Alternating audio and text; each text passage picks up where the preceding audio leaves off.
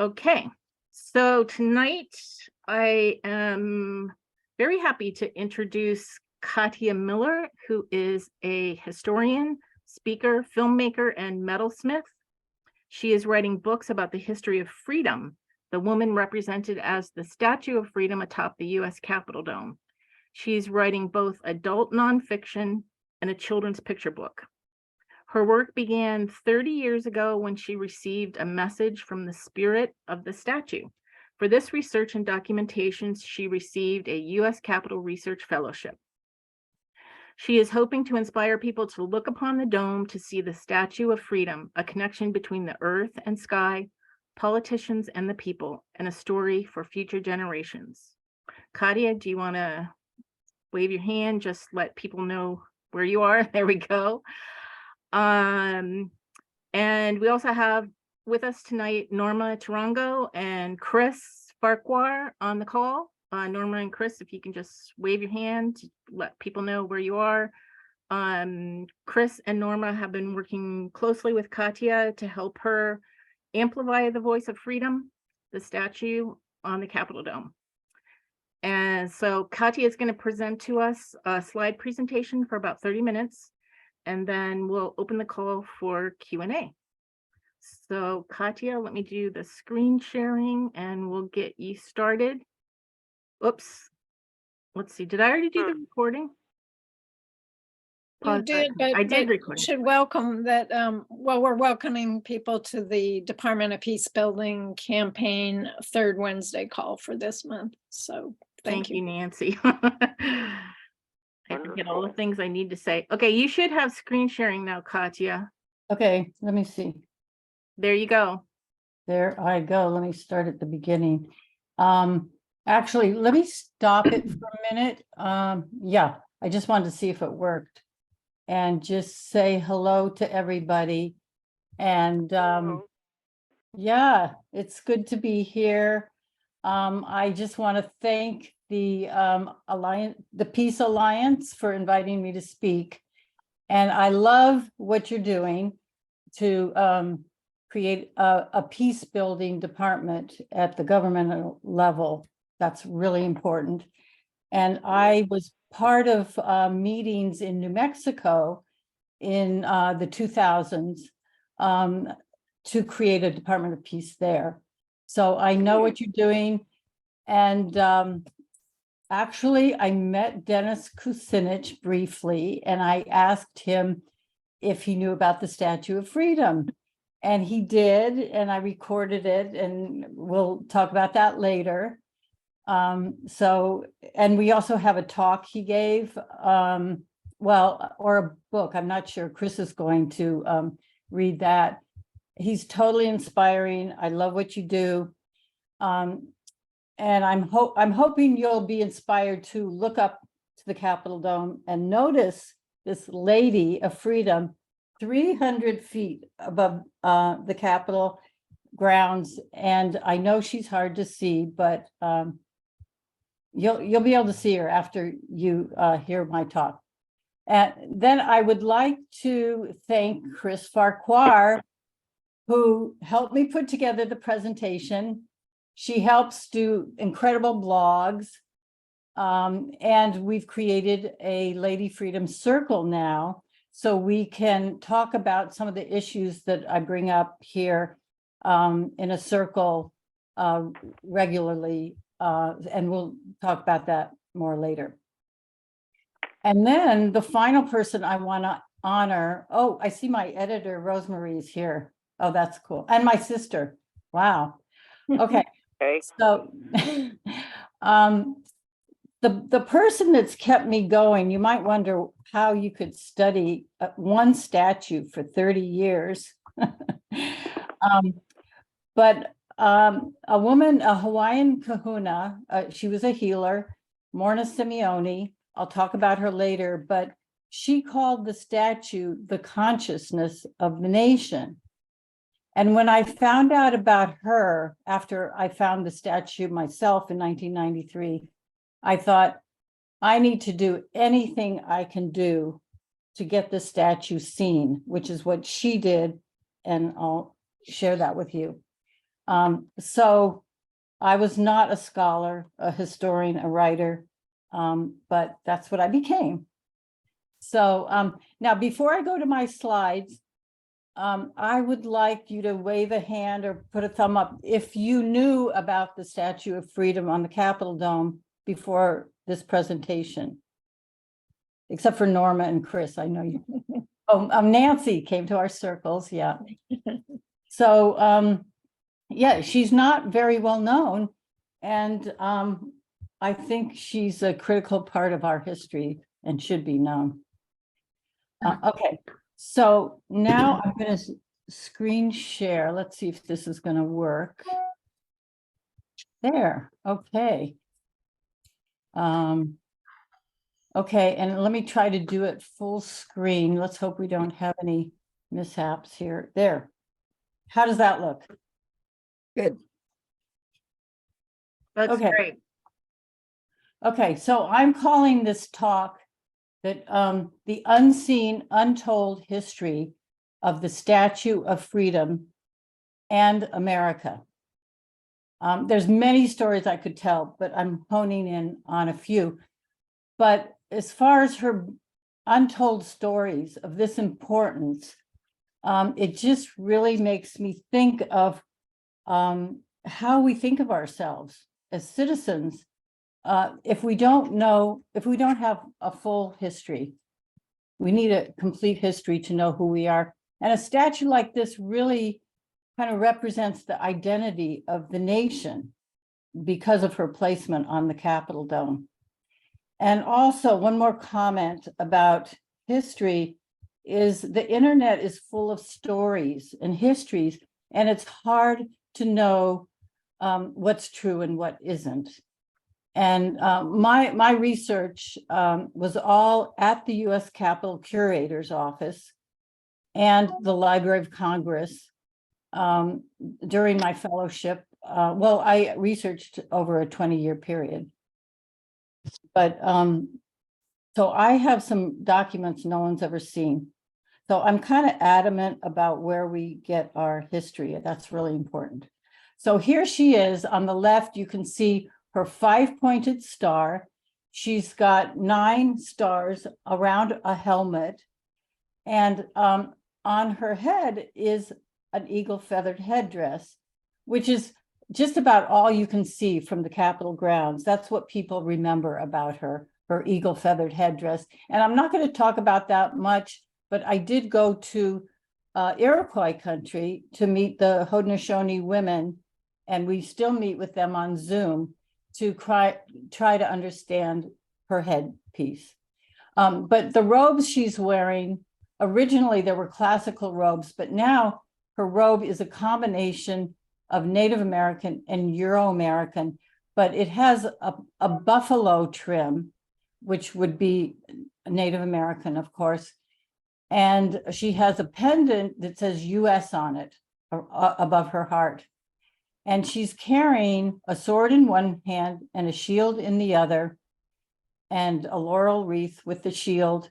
And on her base, it says E pluribus unum, out of many one. And you can see the beautiful image on the right, and that's a lighthouse. There's a thalos between the statue and the Capitol that gets lit when Capitol is in session. So let's see. I think that's all I'll say about her now. Let me see. Okay. So I live in the Bay Area, San Francisco Bay Area, and I was a metalsmith.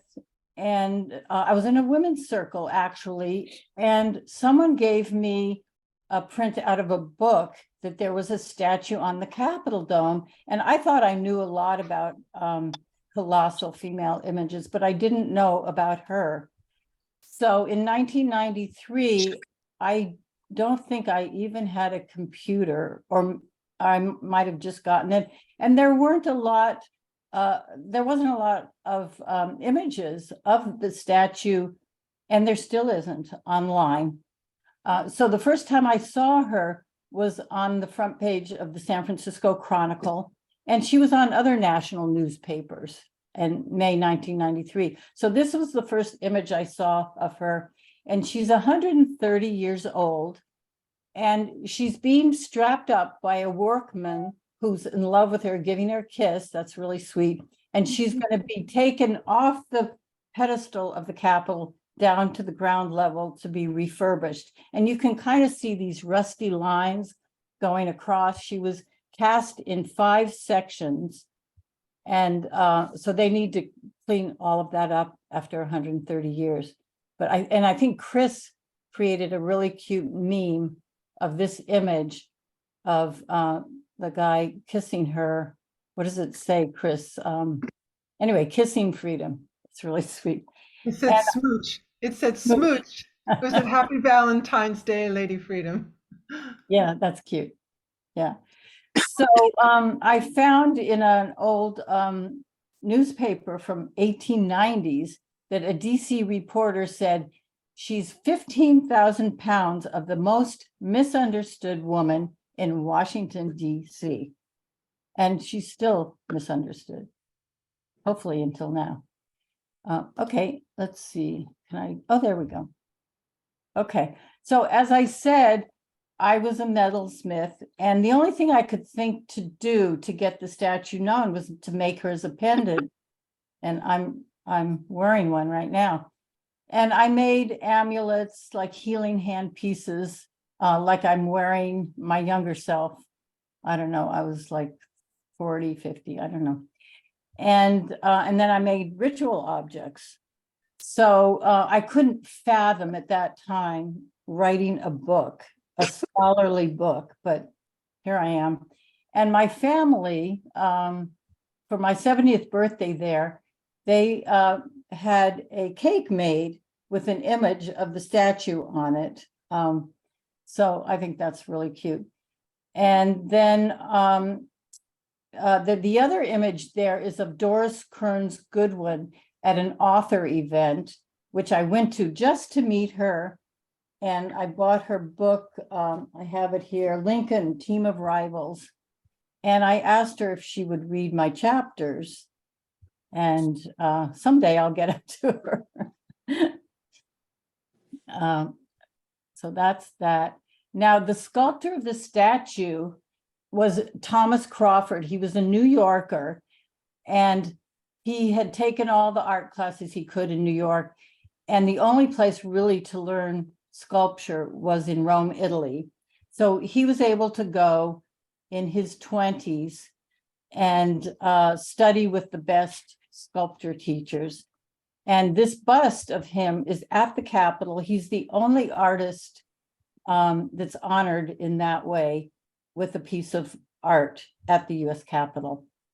And he was known to say, here, I can't even read. I'm being blocked here by all of your beautiful images. Oops. Can we go back? Anyway, maybe you guys read that. I'm just going to skip it because I'm not good with this technology. So here is an image of his wife, Louisa Ward, who is the sister of Julia Ward Howe. Some of you might know the Mother's Day Proclamation and the Battle Hymn of the Republic. She wrote that. And she would have gone to Rome and London a lot to speak for women's rights. And this one time she went, she just got married and she went on a honeymoon to Rome, and she took along her 2 sisters. That's what they did in those days. And Louisa was one of her sisters, and one of the first places they went to was Thomas Crawford's studio. And they met there, they fell in love. And a year later, he went back to New York and they got married. And this image on the left, I think it's your left, is of a bust he did of her in her wedding dress. And you can see his skill as a sculptor. You can see all the folds that he carved into marble, and the floral arrangement on her head and around her waist. that kind of detail is really skilled in marble. Now, he translated that on the right is an image of the statue, and you can kind of see her eagle feathers there and the detail he carved into that. Now, that's the plaster, the original plaster model for the statue, but you can see how good he is at detail work. Now, one reason I put these two images together was because people ask who modeled for Freedom's face. And once I saw the bust of his wife, I thought, well, that sure looks the same to me. What do you think? Wave if you think they look the same. Anyway, so now Crawford, here's a quote from Crawford. He wrote a lot of letters. A statue on the Capitol dome represents the soul of the new nation. What greater honor could a sculptor ask? So he's really honored to have done this piece. And unfortunately, he didn't live to see it put up. Now, there were two commissioners and this architect of the Capitol, along with the sculptor, who in the 1850s had to ponder, what are we going to put on the Capitol dome? And this Thomas Walters, who was the fourth architect of the Capitol, conceived a colossal statue of a female icon as a figurehead to reflect the country's values. He said, liberty is a goddess because the noun libertas is feminine. The statue must be represented as female. And he did the drawing on the right. Yeah. Let's see here. And one of the commissioners was a Northerner. He was the Capitol engineer, and he and Crawford wrote letters back and forth to each other. You know what? I think I remember it. I can't see the whole thing, but he said, this dome of cast iron is going to crown our, I can't see that. Chris, could you read that? Alice. Oh, okay. With a beauty hardly inferior to St. Peter's Basilica in Rome, which the Capitol was modeled after. The cupola is to be surmounted by a statue of what I am at a loss yet to say. That was in 1855. And then after that, the Crawford began to come up with models. And the first model he did was this line drawing on the left. She's more of a classical image, and she's freedom triumphant in war and peace. So she's holding a Roman olive branch for peace in one hand, and the sword and shield in the other, with classical robes. But the commissioners didn't like it. It was too classical and not strong enough of an image. So he came up with a second design called Armed Liberty. And this is actually a plaster model that is a photograph that he would have sent to the commissioners. And this is a little stronger. That they wanted, well, Jefferson Davis was one of the commissioners. He didn't want the olive branch of peace on there. He wanted a warrior that would lead us into greatness.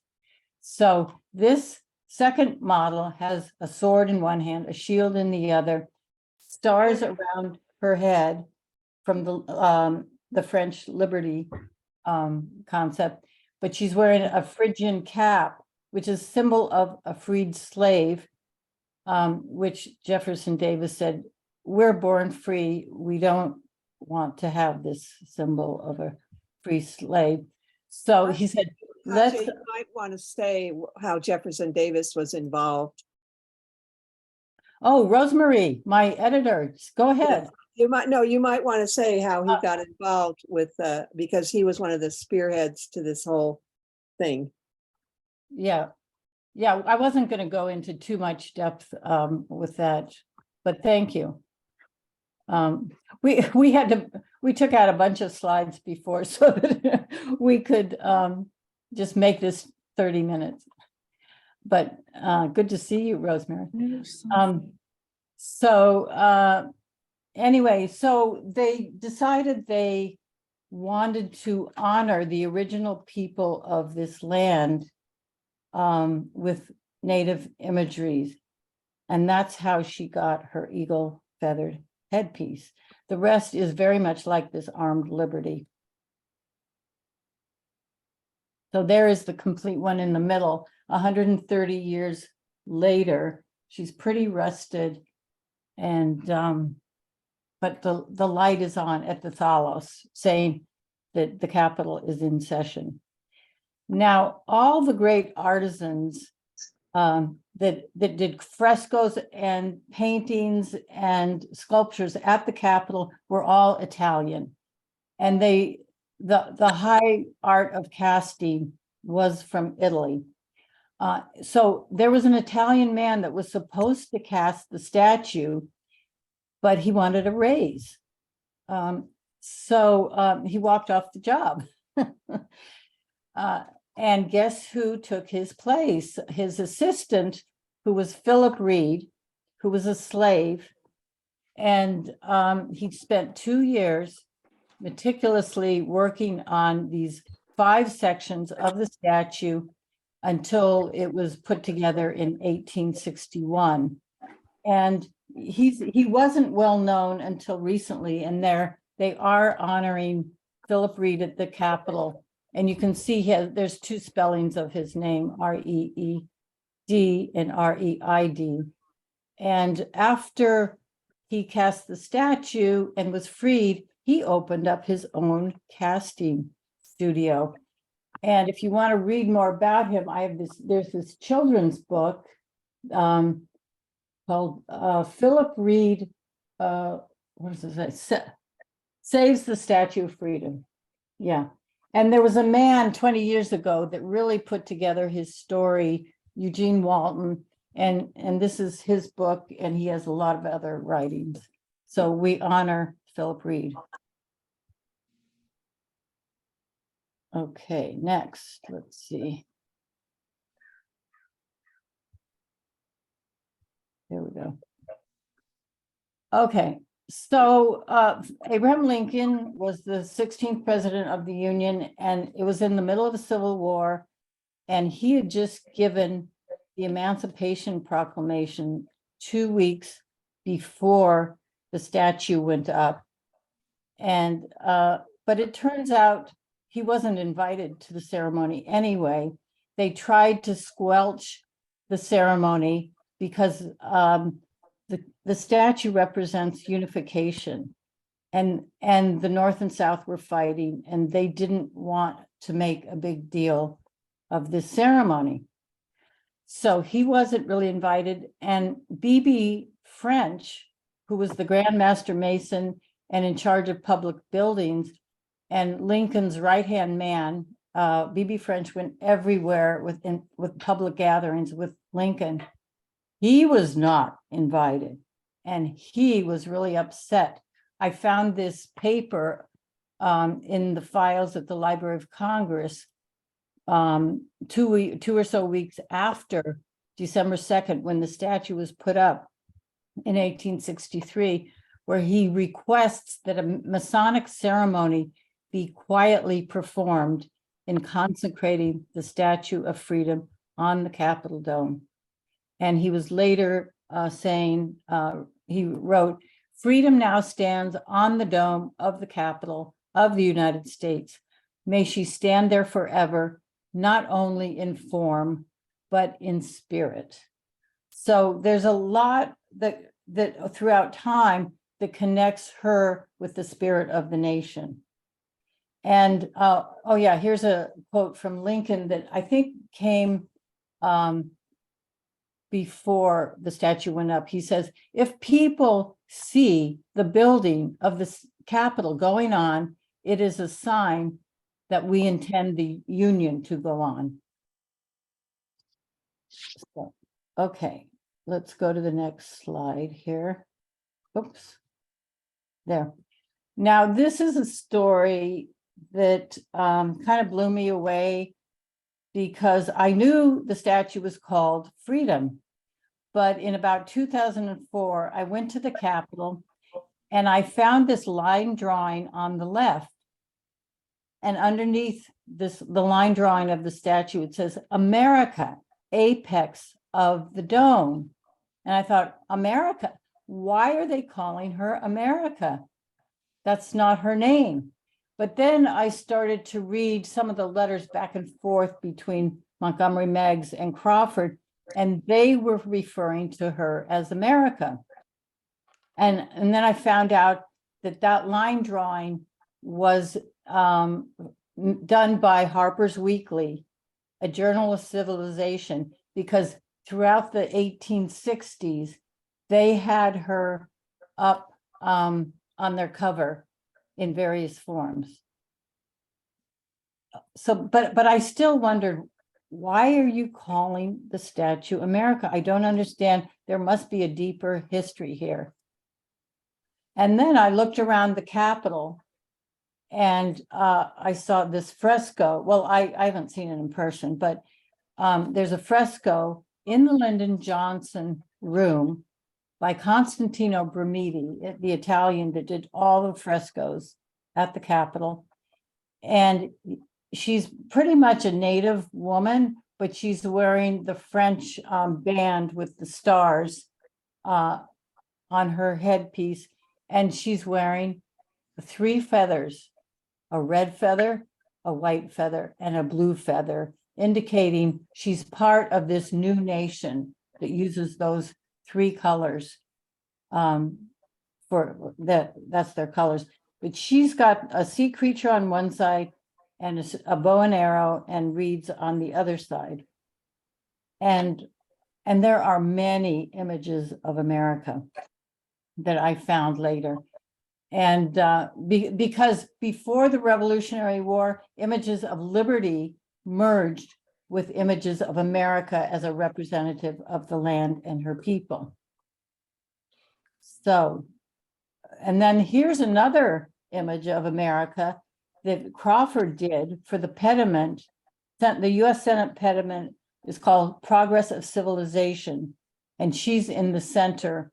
And I'm not going to talk about what's in the pediment. It's a long story of manifest destiny, basically. And then this was another confirmation that America is one of the names of the statue. And it was on a stamp from 1925. And there's a ribbon that says America. And this is the same image of the line drawing from the Harper's line drawing. That line drawing just kept being used over and over again throughout time. And recently there's a stamp of her using that same, she's facing in the same direction. Now in 1890, I found this quote: the architect of the Capitol stated that the statue does not represent the goddess of liberty or freedom, as has been referred to for years, but her right name is America. So we have to kind of rethink when we use the word America. It's kind of a way of thinking we've got to do. And then finally, on the same theme, we're in World War I. The use of this of posters, they wanted to wake up the people to join in the army, a call to arms after 2.5 years of neutrality. And this poster says, "Wake up, America. Civilization calls every man, woman, and child." Wow. Wow. I just love these images. Okay, now my inspiration, Chris's inspiration, many people's inspiration is this woman, Morna Simeona, who passed on the year before I found out about the statue. She died in 1992, but she was a Hawaiian kahuna very sensitive woman who, after the state of Hawaii came in, she went to the Capitol, she sat on the grass in front of the Capitol, and she would have these inner conversations with the statue, a little bit like what happened to me when the statue came and said she wanted to be known. But we have extensive writing on the conversations Morna had with the statue. And she's a very inspiring woman.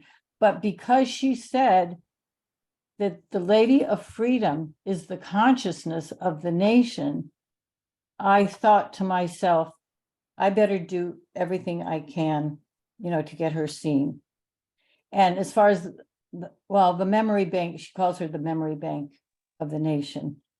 And that's, I think I won't talk about that right now.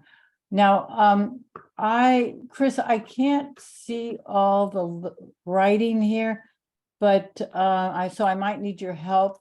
But Morna did two things to get the statue seen. She went to the curator's office, where I also researched, and found out that the original plaster statue that Crawford did was in pieces in the basement of the Smithsonian. And she thought that was one way to get the statue seen, is to have it pieced together.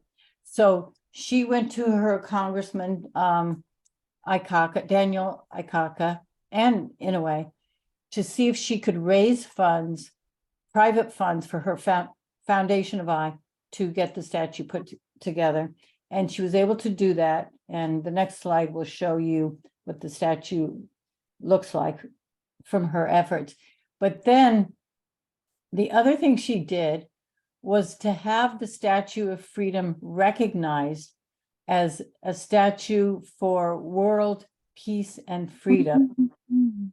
And that was in the Hawaii State House and Senate in 1989.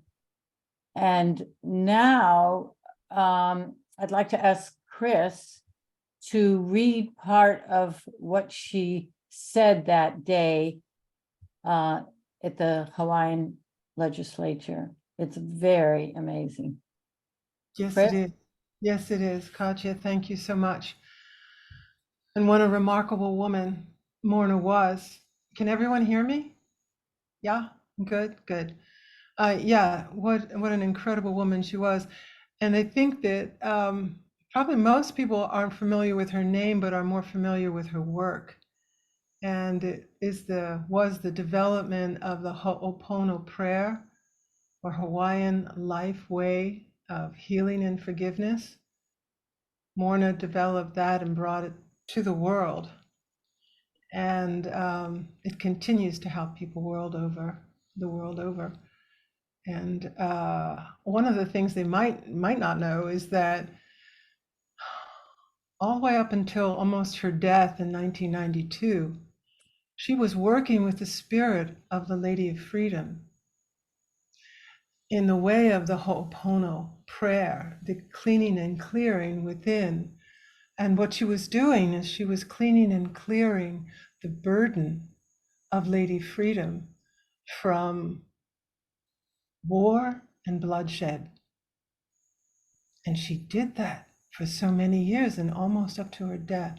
So we truly honor her and what she has done truly for our country even. I mean, this lady stands atop the Capitol, and this relationship went on for so long. And in ways, Lady Freedom's Circle continues the good work of Morna Simeona. And we honor her, Morna, as we take our breath in now and we exhale. Thank you, Morna. And now I'd like to take you back in time to that momentous day, April 11th, 1989. And these are the words that she spoke to the House and Senate in that time. In her speech, she said, "Today is a historic and unprecedented occasion You are the first committee of the first state of legislature of the United States of America to hold a public hearing on the Lady of Freedom. We are gathered here today not by accident, for in the divine scheme of creation there are no accidents. We are pioneers in a movement yet unknown to the farmer in Iowa, the stockbroker on Wall Street, the construction worker in Guam, and even to the statesmen who walk the halls of Congress and the White House. In 1776, our young country declared its freedom and independence from Britain, yet this freedom was acquired by bloodshed. Today, the struggle and bloodshed of the original 13 colonies still haunts us. As you all know, the ill effect of the Civil War was the bloodiest war in American history, and it is still with us today. Our freedom today is determined by bloodshed, conflict, and fear. Are we still to continue this heritage of equating freedom with bloodshed? We are given the opportunity now to rectify and release these past errors so that the United States of America can experience a new birth of freedom.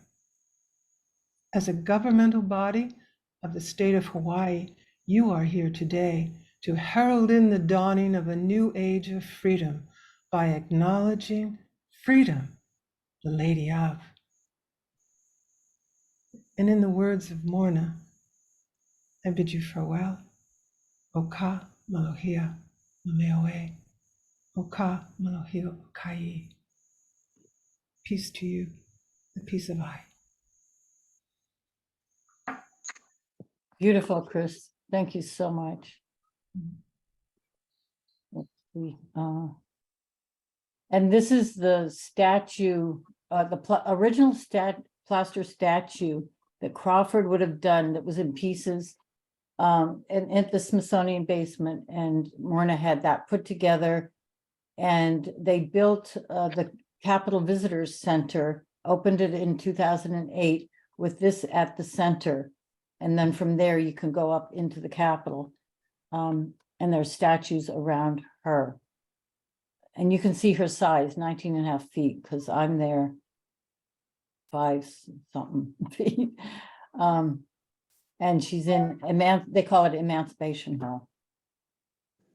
Now, as we're ending it with some connection of Dennis Kucinich to the statue, where I found this quote from him. He says, "There's a place where I tune into at the Capitol just to kind of reflect. It's the top of the rotunda where Our Lady Freedom stands." So he's very aware of the statue and the spirit connected to her. And we wrote up on top, "Wake Up America," because we just watched a speech he gave, "Wake Up America," which we need at this point. Let's see. And then, okay. So, Chris, do you want to read this? Sure. Honor? Yeah, this will be the end of the talk. Yes. Yeah, go ahead. As we close, Lady Freedom would like to honor Dennis Kucinich. And in his own words, we call upon Washington to reconfirm our nation. We call upon Jefferson to enlighten us. We call upon Lincoln to heal our divisions. We call upon Theodore Roosevelt to embolden us. We call upon Franklin Roosevelt to encourage us. And we call upon the founding mothers and their successors to temper us, to nurture us, to make us gentle, and to seek peace as a light within. We ask forgiveness as we call upon our slave ancestors who built this country from their stolen labor and ruined families. We seek atonement as we ask them for the courage to overcome and to continue the upward quest towards the emancipation of each and every human being. We call upon our Native American ancestors to help us reestablish our relationship the great spirits of the earth, the water, the sky, and the wind to give us the wisdom to heal the land to which we belong, we all belong. We seek reconciliation with our American Indian brothers and sisters through restoration of their dignity. We can call and they will answer because time is an illusion. And in matters of the spirit and energy, the past, the present, and the future are one. Thank you so much. I'm gonna stop. There we go. So, thank you, everybody, for being here. Oh, Mama Bear's here. I went to Iroquois country in 1995 to connect, to find out if there was any connection with our Haudenosaunee sisters and the statue. And more recently, Mama Bear came into our circle because PBS had a special and it said the statue was Sky Woman. And Mama Bear said they didn't consult me. And so she came to me asking what I thought about that. Mama Bear, do you want to wave to us? Anyway, any comments? Anyone have questions or anything? As I think, we've kind of gone over time here. That was really beautiful, Katya, Chris. Thank you so much. I got chills at different places in your presentation, so it really touched me very deeply. Oh, good. So we have about 10 minutes maybe left, 10, 15 minutes, and we can just open up if anybody has any questions that Yeah, you that'd be want to great. ask to Katya or to Chris. And you're all invited if you're interested to come to our circle.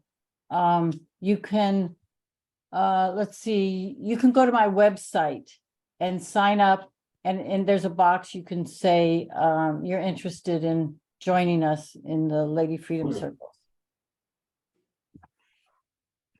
And Norm, and that right there is in the chat box, excuse me, in the chat area, I have put links to Katya and for Chris and for myself as part of the Lady Freedom Circle and the beginnings of a Lady Freedom Council, so that if you would like to speak with them, that, on an ongoing level, and as Chris and Katya invite, and I do too, all of you to the Lady Freedom Circle that happens monthly, as well as the sound journeys that Chris offers as part and parcel of journeying with the spirit of Lady Freedom. So all of that is in the chat room for your viewing and for your connection.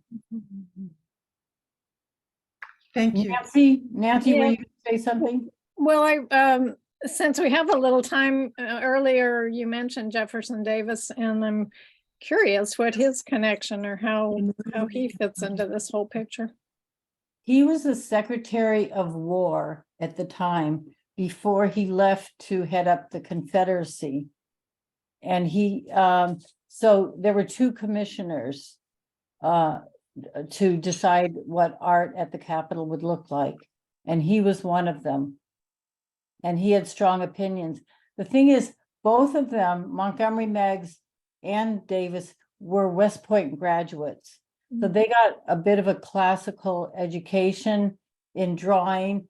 And actually Davis, when he was at West Point, he learned to draw, they learned to copy drawings of Minerva.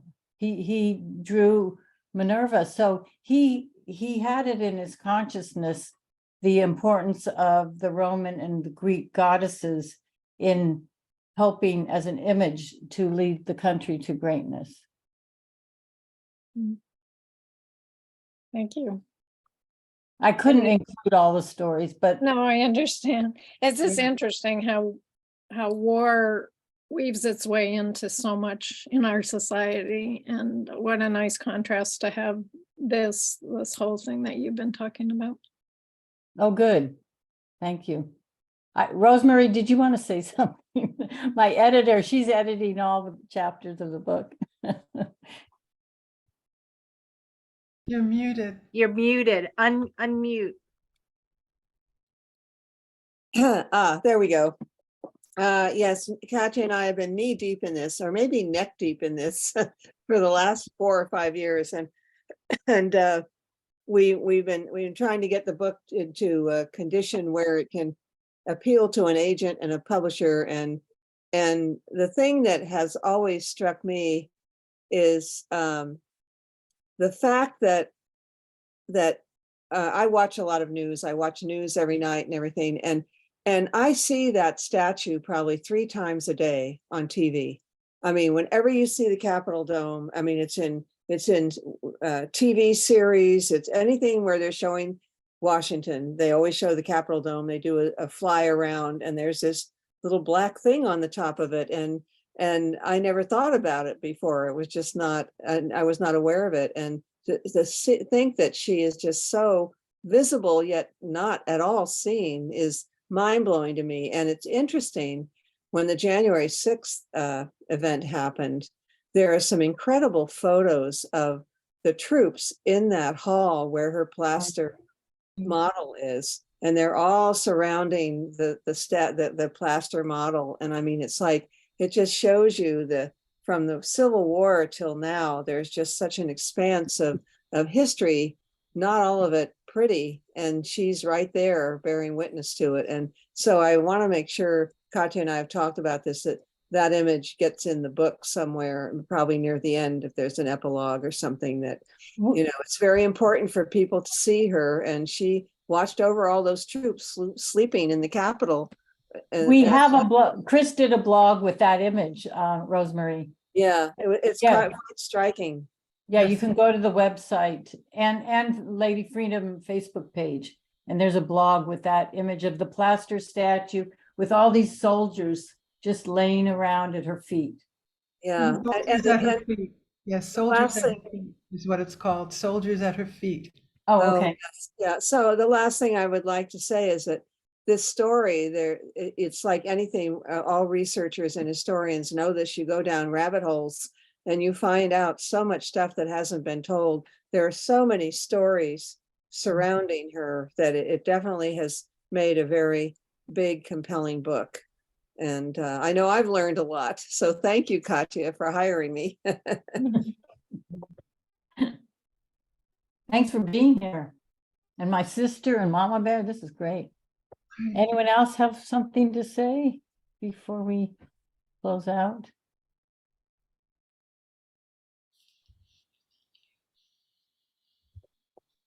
Nope. Thank you. This Yep. has been wonderful, truly. Thank you. Very interesting. Very enlightening. Oh, good. We had a Karen? Kendra. Kendra. I just wondered about your conversations, Katja, with the statue. I only had one in 1993. I was in deep meditation and she came to me and said, I'm so honored to be on top of the Capitol Dome, but so unseen. And she was the white version of herself. And she didn't have instruments of war, actually. But she said it so compellingly that, you know, it's never left me. And I felt like I needed to do something about it. Kathy, did you have a Kathy, yeah. Yes, I was checking out one of the websites. This is somaticsoundtherapeutics.com. Is that Chris? That's Yeah. Chris, yeah. Yes. Okay. Oh, there's Chris. So it says that you've had a 2-year collaboration with, is it the Haudenosaunee that are the keepers of democracy? Haudenosaunee. And Mama Bear is here now. I can't see her, but I'm told that she is here. She was here. I saw her. Yeah, She might very have good. dropped off. Very good. Yeah, I think she What's left. your question, Might have Kathy? left. Oh, I'm just so interested in that. And also, the divine feminine and goddess work. It seems like that's been Norma. underground the last, several years to a dozen years. I'm wondering where you're connected with goddess work right now. All coming together here. The Lady Freedom is the center of all that you speak of. And Norma has great experience and wisdom in this area. And that's how I found Lady Freedom. And then I found Katya is was through a song, singing a song, a piece I was hired for. And I had a vision in this. And it turned into, many years later, into the universal spirit of the mother. And I put photographs and film together with the experience of the music, the voice, the song, and I didn't know where it would end up. And it ended up with this magnificent statue on top of a US Capitol. I thought, who the heck is she? And I was just amazed. There was nothing out there then. This was in 2011, nothing on the internet. And I found Katya. She had, there was one video, and it still stands up, that video. I My like first video. it. I And what are loved you it. doing? Yeah, what are you doing with the Keepers of Democracy? What's your relationship with them? The original keepers of democracy, I believe, are the Haudenosaunee, which is the Haudenosaunee. In their language, it's Haudenosaunee. We call them Iroquois, the Iroquois Six Nations, Confederacy. They are the original keepers. Mhm. They are. Please join us Yes. because Mama Bear does come, and you're all welcome, especially after hearing the story. We didn't get into the Native American aspect in many It's a aspects. huge part. It's a huge part of what we're doing. This is the circle, and it's Katya and Norma and I. And what I explain it as, it's more of the spirit, the socio-spiritual aspect of the Statue of Freedom. It's where we create relationships, personal relationships that are living and continuous of the land and the heart or spirit of Lady Freedom, which is America. It's all intertwined. Very interesting. And I would like to thank Laura Brown for facilitating this. Thank you so much, Laura. We've known each other a long time. I'm a creative partner in her work, Living as a Global Leader, which I believe is of essence for people to come into goodwill in every interaction, which is what Laura has so beautifully brought forward and is continuing to. And to Nancy and to Karen for allowing us to come in this time. It is my hope that we can keep presenting other elements of the Lady Freedom connections, the stories, the Native pieces, the Hawaiian pieces, whatever it is that can help inspire and shine light and create a greater awareness and opportunity for people to relate, not to a statue, but to a presence that is really important in our world now. So thank you, Laura, so much for all the back and forths and the emails and the connections and our long-term friendship. Thank you so much for making this happen tonight. Thank you.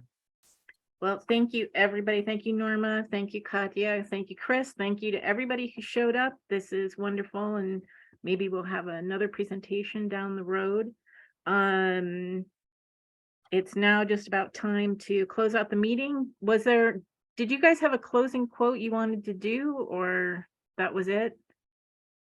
Yeah, we did that. I Unless wasn't someone sure else if there has was something. another quote that you wanted to close with. No. Anybody else want to do a closing quote? I know we kind of did do a closing quote in a certain way. Chris, do you have a sound? Anything? What do we have? You have Lady Freedom Blessing, but that We could do that. Do you have it Do handy? that. I'm looking at if this can pop up. Yes, I can read it if you'd like. Would you like Yeah. that? Yeah, it's beautiful. Very good. This is a Lady Freedom Blessing, and we ask that You move your hands together, such as this.